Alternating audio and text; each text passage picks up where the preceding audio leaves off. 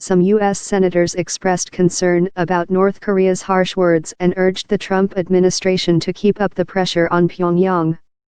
Republican Senator Joni Ernst, a member of the Armed Services Committee, said joint military exercises with South Korea suspended to show goodwill toward North Korea should be resumed soon if talks sputter.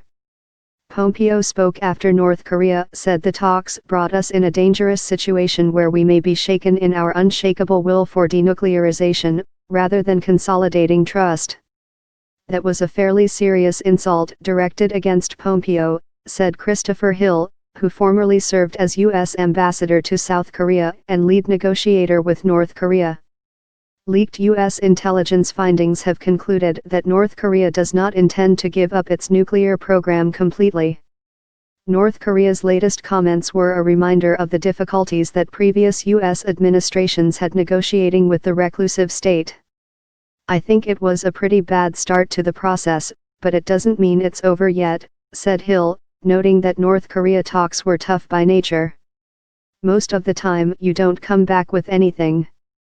Most of the time you come back empty-handed," Hill added.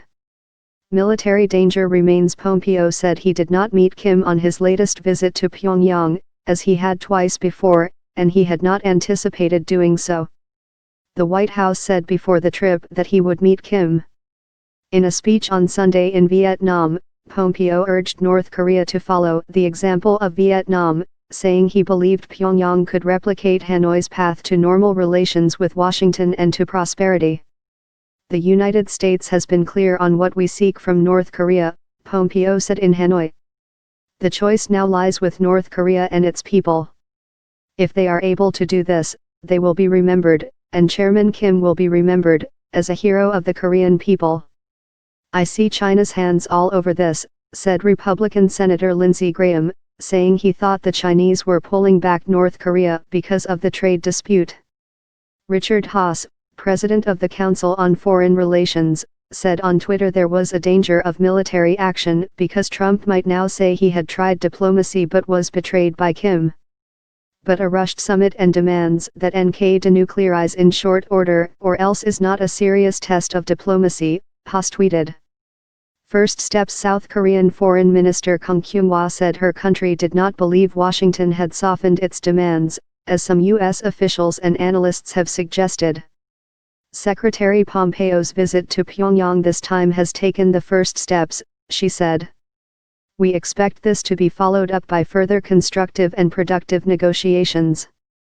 Pompeo said he had pushed North Korea on a promise to destroy a missile engine test site. He also said talks had yielded an agreement to form a working-level group to oversee day-to-day interactions between the United States and North Korea. Officials from the two sides would meet next week in Panmunjom, on the border between the two Koreas, to discuss the return of the remains of roughly 7,000 U.S. soldiers missing since the 1950–1953 Korean War. KCNA said Pyongyang had offered to discuss declaring a formal end to the war to mark next month's anniversary of the armistice. It said the U.S. side had shown little interest, giving certain conditions and excuses.